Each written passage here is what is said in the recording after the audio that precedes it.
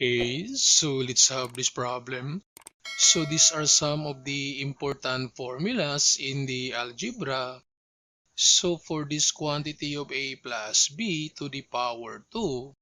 this equation is equal to a to the power 2 plus 2 times a times b plus b to the power 2,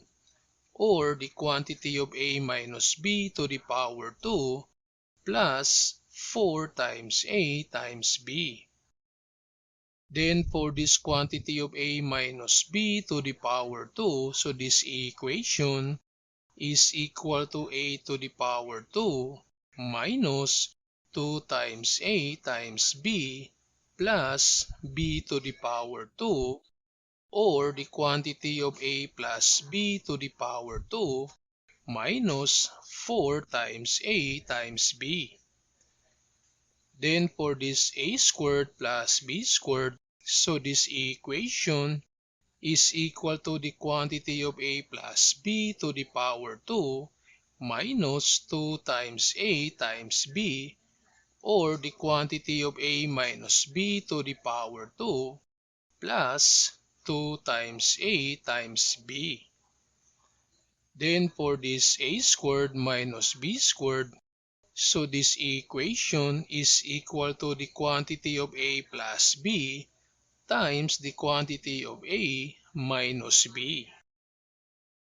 Then for this quantity of a plus b to the power 3, so this equation is equal to a to the power 3 plus 3 times a to the power 2 times b plus 3 times a times b to the power 2 plus b to the power 3, or a to the power 3 plus b to the power 3 plus 3 times a times b times the quantity of a plus b. Then for this quantity of a minus b to the power 3, so this equation is equal to a to the power 3 minus 3 times a to the power 2 times b plus 3 times a times b to the power 2 minus b to the power 3, or a to the power 3 minus b to the power 3 minus 3 times a times b times the quantity of a minus b. Then for this a to the power 3 plus b to the power 3, so this equation is equal to the quantity of a plus b times a to the power 2 minus a times b plus b to the power 2, or the quantity of a plus b to the power 3 minus 3 times a times b times the quantity of a plus b. Then for this a to the power 3 minus b to the power 3, so this equation is equal to the quantity of a minus b times the quantity of a to the power 2 plus a times b plus b to the power 2, or the quantity of a minus b to the power 3 plus 3 times a times b times the quantity of a minus b.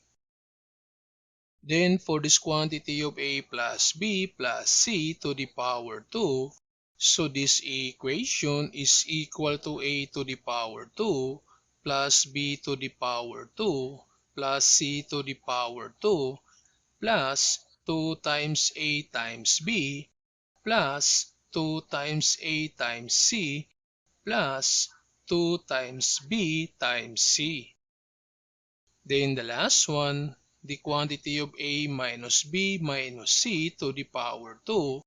So this equation is equal to a to the power 2 plus b to the power 2 plus c to the power 2 minus 2 times a times b minus 2 times a times c plus 2 times b times c.